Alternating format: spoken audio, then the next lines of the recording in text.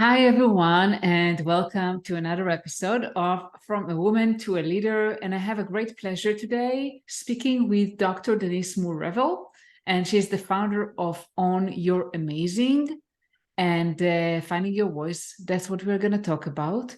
So, hi, Denise, how are you? I'm fine, thank you. Thank you for having me today. Thank you so much for being here today. So, Denise, for those who don't know, is the founder of On Your Amazing movement, a personal development consulting company that helps female executives break the glass ceiling within, which is fantastic. So, Denise, would you like to share with our guest your background? Is kind of what led you to found the On Your Amazing movement? Absolutely. I have been on this journey for a few years on finding who I really am. So I had gone to college, got the PhD, all the great stuff, had a great job, but still wasn't happy, wasn't fulfilled. I couldn't figure out why. And so I was reading self-help books. I was attending, retreats and all those kind of things. So about 7, 8 years ago, I attended a retreat in Dallas, Texas. And the retreat started on a Saturday, but I arrived that Friday. I had dinner with one of the attendees, had a great time just connecting, getting to know one another. So the next day on Saturday, we met with the coach, the facilitator, tailor of the retreat. And she invited each person who attended to come to the front of the room to be poured into, to be coached, right? And so as I'm sitting there waiting for my turn, I noticed that many of the women are very emotional. They're crying, they're pouring out their hearts. And I'm sitting there thinking, like, what is going on with these people? You know, why are they so emotional? I'm like, okay, whatever. So then it's my turn to go to the front of the room. And I tell you, as soon as I sat down in the chair, I boohooed. I'm just crying like, the ugly cry. And so the facilitator was like, oh my God, what's going on? I was like, I don't know. I'm just not happy. I can't figure out what's going on with me. And so the young lady who I had gone out to dinner with the night before, she raised her hand and she said, I know what's going on with you. And I'm thinking like, no, you don't. We just met. How are you going to know what's going on with me? I've been on this journey, and here you are. You just met me. Now you're going to tell me what's going on. That was what was going through my head, of course. I didn't say anything. I didn't say any of that out loud. I just looked at her and said, oh, really? So what's going on with me? And so she said, I just met you. She said, but I can tell you're very smart, you're brilliant, you're talented. She said, you're all these things. She said, but you don't own it.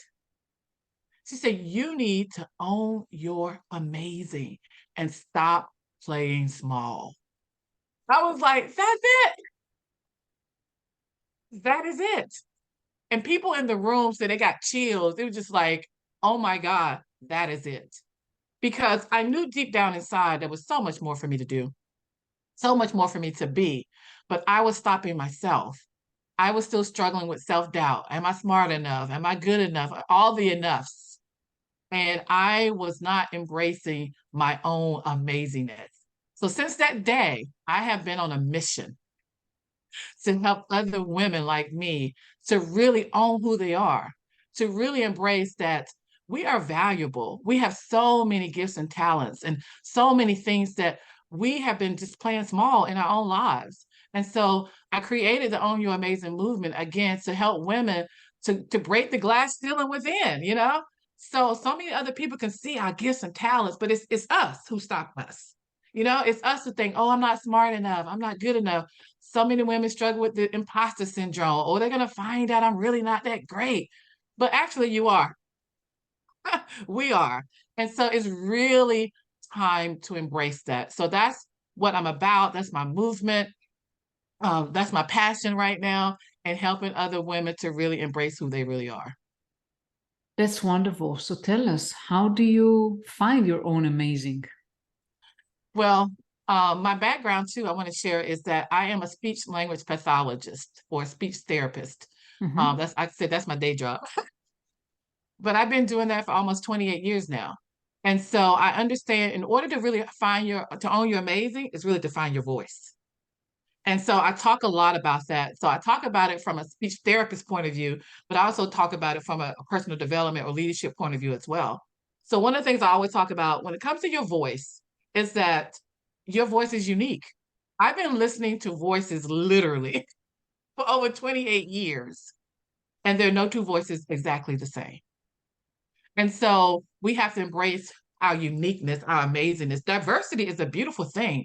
No two people on this planet are the same, but we tend to try to imitate and emulate other people instead of standing in our own personal power. So I talk about owning your voice. So the first part about owning your voice is to understand you have a voice.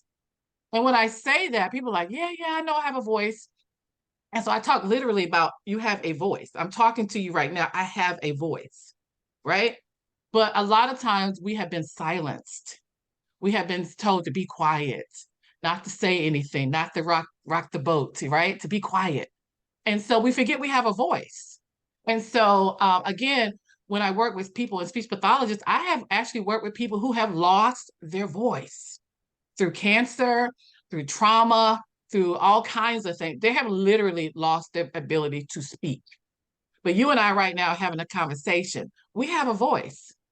And so I also talk about, I grew up in the era, which it said children are to be seen, but not heard. So you think that you don't have a voice. You think you don't have anything to say.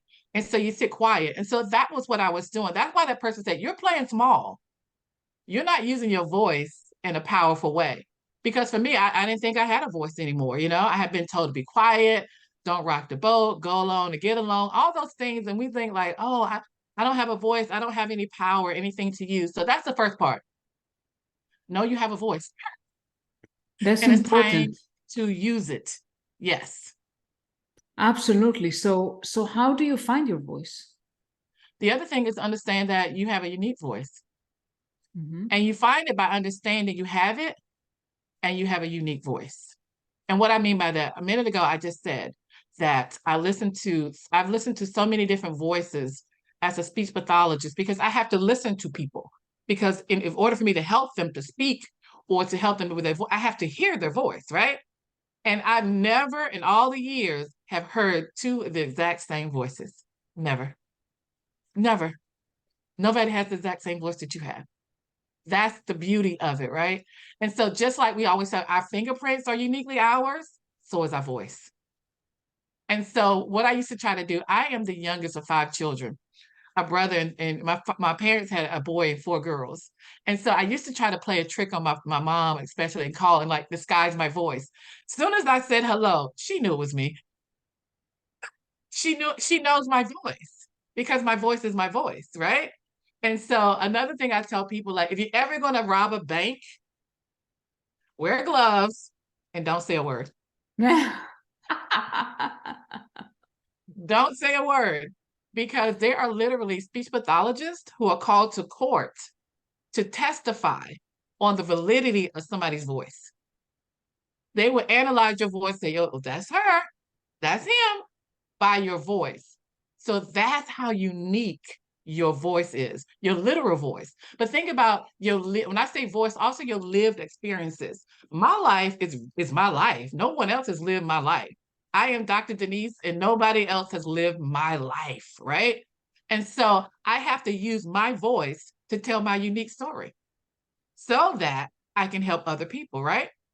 And so again, know you have a voice, know you have a unique voice. And then here's the other part, know that your voice matters. A lot of times we discount our stories, we discount our experiences. We think, oh, no one wants to hear about what I've gone through. You are exactly who people need to hear from. Because your story, your unique story, your voice, your lived expression is the missing piece for so many people. But we think, oh, it doesn't matter. I'll let her do it. She can do it better than I can, but no one can do it exactly like you. And so I tell people, I'm not for everybody, but I am for somebody. And so our job is to say, who am I sent here to serve? Who needs to hear what I have to say? Who needs the skill set that I have? Who needs my gifts and my talents? My gifts and my talents aren't for us, they're for other people. And so I always use the story of my mechanic. Love my mechanic because if my car doesn't start, I'm calling him like, hey, the car don't start. I don't know what to do, but he does. But I always say, what if he decided that the only car he was going to ever fix was his own? then I would be stuck. So many of his clients would be stuck, right? They wouldn't know what to do. But we have been given these gifts and talents and these abilities to help other people so that they can have amazing lives too. So I have the gift of gab, writing has always been a struggle for me, but talking has not. So I help others, I work mainly with young children, but I help empower children to talk. That is my job. That's what I do. And so now I'm doing that with women. I'm empowering women to find their voices, just like I do in speech therapy. So again, you have a voice, you have a unique voice, and your voice matters. And we need to understand that. So that's just one part of what I teach with women who work with me. But that's the starting point. You got to know who you are. You got to know that you have a voice and your voice matters. And it's time for you to show up in a powerful way. Yeah, that is a very important insight to share. And I wanted to ask you, so women, let's say women, and especially women of color in Mm-hmm. tech, in the workforce that is very male dominated, and a Yes. lot of times they're the only women or only women of color in the room. Yeah. How would they kind of show up? I mean, this is a very hard thing to do. What kind of tools can they use to not be afraid to share Right. their unique perspective? That is, as you said, it's so much needed. It's so much needed. And even being a speech pathologist of color, is not very many. And so I, have worked also in the medical field, which is very male dominated as well, right? But I Yeah. was sometimes the only female and sometimes the only African American sitting at the table.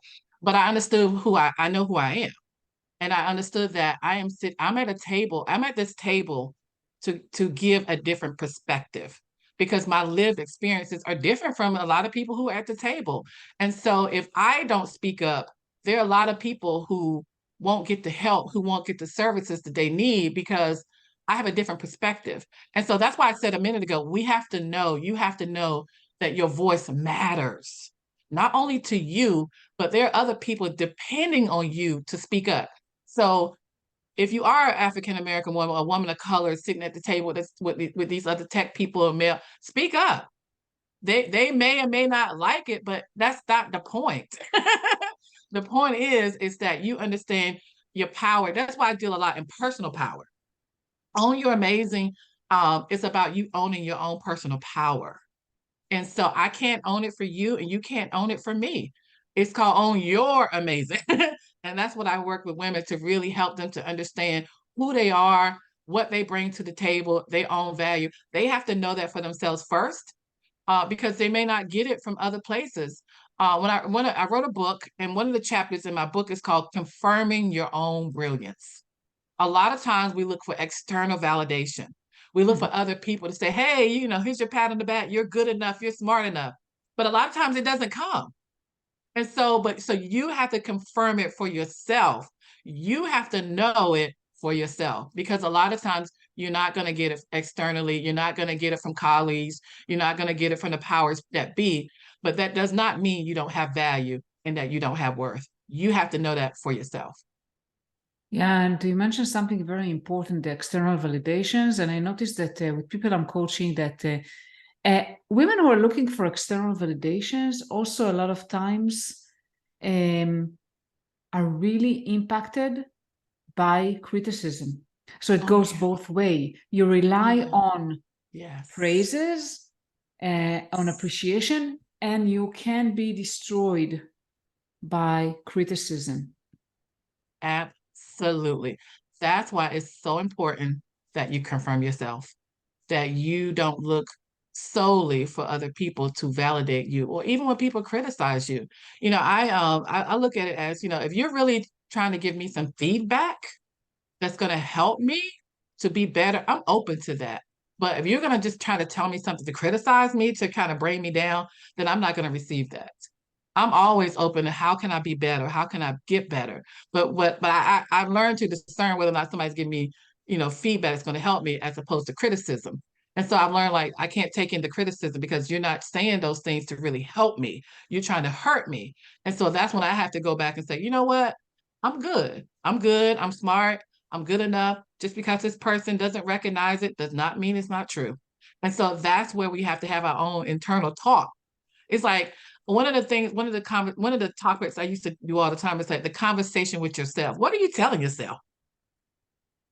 What are what are you saying to yourself? That is the most important conversation you will ever have. And that's the most important relationship you will ever have. It's the one you have with yourself. You're with yourself 24 hours a day, 7 days a week. It's what you tell you that's most important. And if we can get people to understand that, they'd be better for it. The criticism wouldn't sting so bad. We're like, well, okay, well, that's your opinion of me. Okay, you welcome to have it, but I don't have to receive that. And so we have to fortify ourselves. One of the things that had taught me that many years ago, again, working with young children who have speech impediments, a lot of them got bullied, a lot of them got teased, right? And so as a speech therapist, I would make sure that I would try to encourage them, like, it's okay. You're still an amazing person. You still have important contributions to make. You still are a great student. Don't let what someone said about your speech and your language define you.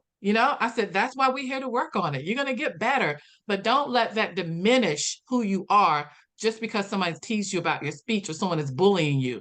No. So I had to work really hard with my little ones to make sure that they still felt a sense of pride in themselves. And for some reason, we lose that as adults, I'm like, don't lose that. Or if you never had it, go find it. Yeah, Please absolutely. go And find it. we usually are the worst critics, our own worst critics, right? I mean, and the Yes. stories we tell to ourselves usually we are really, really harsh. Very harsh. I do an exercise when I do my workshops, and I talk about like a conversation with yourself. What do you tell yourself when you fail? What do you tell yourself when you make a mistake? And I said, now pretend that's a little child in front of you. Would you talk that way to a child? The way that you talk to yourself? Absolutely not. And so I gave the example when a child is starting to walk, what do? They stumble, they hold on, they fall. And then what we tell them, okay, get back up. It's okay. You can do it. We don't tell them, oh, you're an idiot. How did you fall? You messed up again. We don't do that. But why do we do that to ourselves? It's the question we have to ask ourselves. Why am I my biggest critic and not my biggest cheerleader? That's the question that you have to answer for yourself. Because I can cheer you on and say, hey, my God, oh my God, you're doing so great. But you'd be like, no, I'm not. I messed up. Well, you're going to totally not receive the goodness and the compliments and encouragement because you're blocking it. So a lot of times, what stops us is not other people, it's ourselves. And what strategies can we take to really appreciate us, appreciate our unique voice, as you mentioned, value ourselves, find our own unique values? So when I do my workshops, two of the activities that really go off really well with women, some of them cringe, but I was like, you have to do it anyway. So this is what I invite your audience to do: is to get in the mirror and just look at your face. And not, you can't criticize your face. You can't say, oh, there's a wrinkle there. Oh, none of that. But really look at yourself. So I have them hold a mirror in front of their face and say, what is something that you can appreciate about your face? Just that simple. And for a lot of women, that's hard. And so I say, just find one thing every day that you can appreciate about yourself. That's it. Nothing. We don't need these major tips and strategies because we're not going to probably do it anyway. So I keep it simple and tell you to build on that. That's how I do it, speech therapy. We work on one little thing and we build. So every day, just for the next week, just look in the mirror and say, what do you appreciate about yourself? Maybe it's your eye color. Maybe it's your nose. Maybe it's your smile. I don't know, but you have to learn how to find your own appreciation for yourself. And the second thing I have them to do, I asked them a simple question. I said, well, who are you for you? Not who are you that everyone tells you to be, who are you for you? And when I tell you, that is the most difficult question that a lot of people have to answer. But I say, if you can start with that question, who am I for me? You are on the path of real personal power. So start there. Look in the mirror, say, this is what I appreciate about myself. and then ask the question, who am I for myself? Those are the two strategies that I typically start with all my clients. And what helps your clients find who they are for yourself, who they are for themselves? A lot of coaching. Because you have to dismantle a lot of these things, like who are you for? Because a lot of times, well, I'm this because why are you that, or why do you do that? Oh, because that's what my parents told me to do. Like, is that really what you want to do? A lot of my clients are very successful, very well educated, but a few of them are miserable because they are doing jobs that they hate. Mm-hmm. But they're doing it because this is what they were told to do. Yeah. One of my clients was a very successful lawyer at a very prestigious law firm in the Washington, D.C. area, and she was very unhappy because she was like, I want to go open a restaurant. I want to cook. And she was like, well, how do I tell my family? How do I tell my husband? How do I tell my how do I do that? Because I've been so trained and I've been on this path for so long. I don't really know who I am and what I really want in life. And so we really had to start like, well, who are you for you? Not for your parents, not for your husband, not for the colleagues, not for all of this. Like, what do you really want in your life? What really is going to make you happy?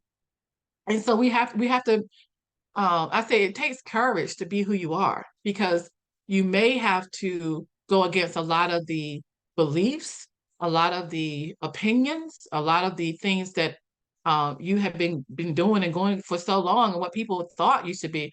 A real quick story was when I was trying to decide where to go to college. Um, Everyone assumed I was going to this certain university, a great school, but I realized early on it wasn't for me. I didn't think it was going to be a good fit for me, but I was too afraid to tell my family because my family thought I was going to go there, my guidance counselor, my teachers, my friends, everybody, but I didn't want to go. I didn't think it was going to be a good fit for me.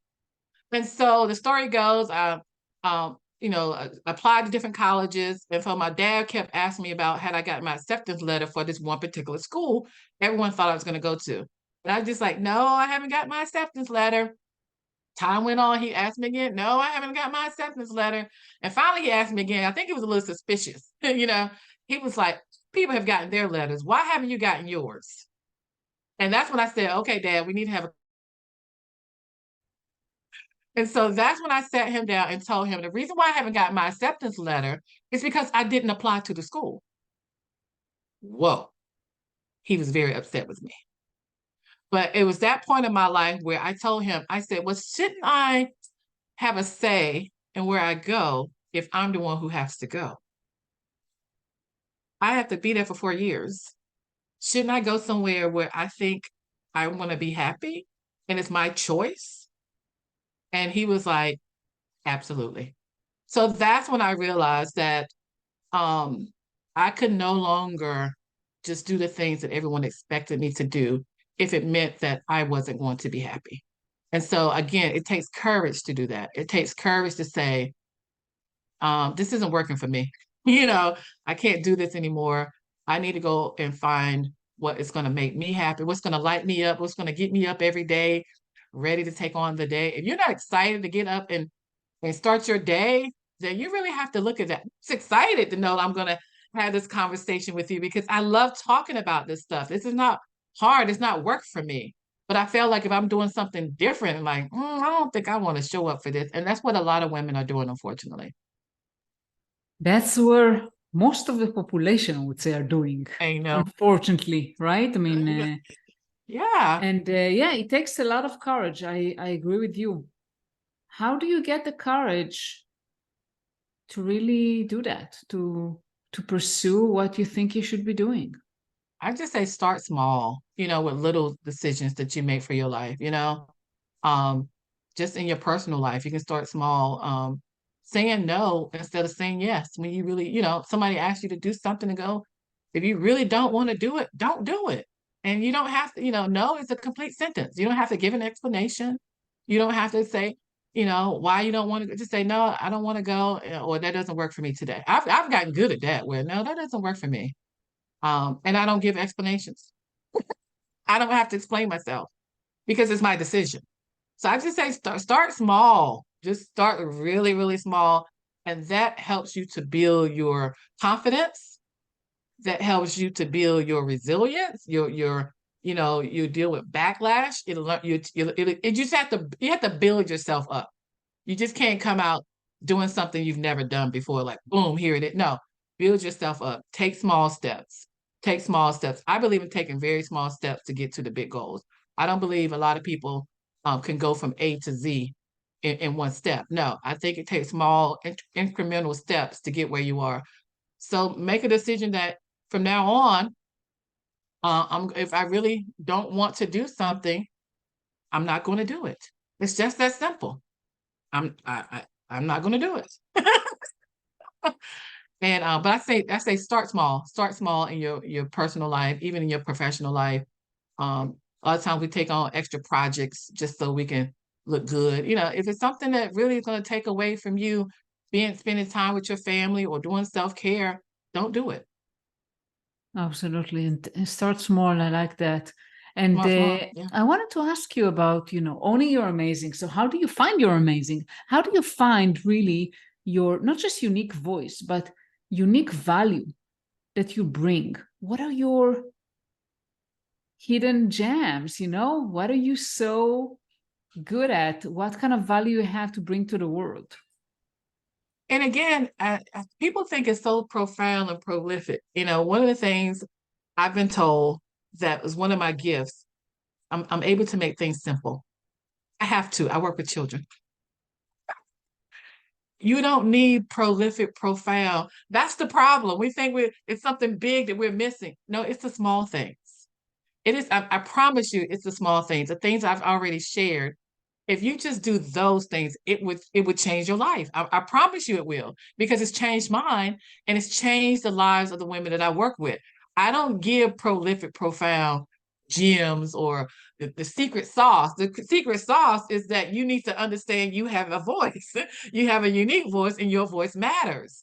If you get that, I promise you, so many people, like when I speak at different things, they come up to me and it was like, it was so basic, but so profound. I said, I know it's the basics that we're missing. We're missing just our own ability to love ourselves. We're missing that. If that's fundamental, I'm telling you, that is fundamental to life. How do you treat yourself? It's not about how you treat others, because out of how you treat yourself, it's how you're going to treat others, right? But a lot of times as women, we want to do so much for everyone else, and we're bitter, we're tired, we're burned out. I work with a lot of people who are burned out and tired. And I say, why is that? Because you don't do self-care. You're not taking care of yourself. They said you're serving from an empty wagon. You're running on fumes because you have not taken the time to take care of you. And that is the problem with so many people right now. A lot of people are struggling with their mental health. They're struggling with their physical health. They're struggling because they have not taken the time to step back and say, let me just take care of me for right now. Let me put myself in the best possible light and situation so that I can go and help other people. And so, how do you own your amazing? It's to stop and answer those questions. Like I said, who are you for yourself? And understand that you have a voice. And how are you showing up in your life every day? Perfect. Thank you so much, Denise. And please share with our audience how they can find you. Absolutely. I would say start with my website. The website is ownyouramazingnnow.com. Again, ownyouramazingnnow.com. You can go there. You can find out what's going on in my community. Also, I'm on Facebook, LinkedIn, Instagram, but I'm on Facebook every Thursday. I do a segment called Think About It Thursday, where I come on in the mornings just for a few minutes. I call it inspiration and motivation so that we can take action. And so I give you something to think about, like how are you showing up in your life? Think about this. Usually it's because something has happened to me, a life lesson that I want us to think about, like how are you showing up? Are you living in courage? So I'm up there every Thursday morning, 8 a.m. Eastern time. just giving you a little nugget, a little something to think about that hopefully will help you to move the needle, but hopefully to help you to take some inspired action. You got to be willing to do something different if you want something different. A lot of times we can think about stuff, but I'm saying, but what are you going to do about it? Like I gave the audience something to do. Go look in the mirror. Like, are you going to go look in the mirror? Just knowing to go look in the mirror and not do that is not going to change your life. You know what I mean? Answering the question, just knowing the information, but not applying it is not going to change your life. And a lot of times we have the information, but what are you doing with it? And so join me on Facebook every Thursday, 8 a.m. Think about it Thursday. My Facebook handle is Dr. Denise on Your Amazing. Again, Dr. Denise on Your Amazing on Facebook. But yeah, go to the website, get a free gift, find out what's going on. I have a book that's out. I wrote a couple of years ago. Talk about the same things that we kind of talked about today, but a little more in depth. But yeah, I'm working on some good. I just came back from an international retreat I hosted for women. You Wow. know, it was amazing. Again, these are highly successful women, but they were like, I'm tired, I'm burned out, and it's like, how do you reconnect to you? How do you rediscover your passion? How do you figure out what it is that you want to do once you move forward? So we had an amazing time. I'm planning my next one. So, your audience can go there to get information about amazing stuff we're doing in the community. Perfect. And I'll put all the links on the show notes to your Okay. website, to social media. Thank you so much, Denise. It's been a pleasure speaking with you, and you shared Thank you profound so much for insights. having me. Thank you. Thank you.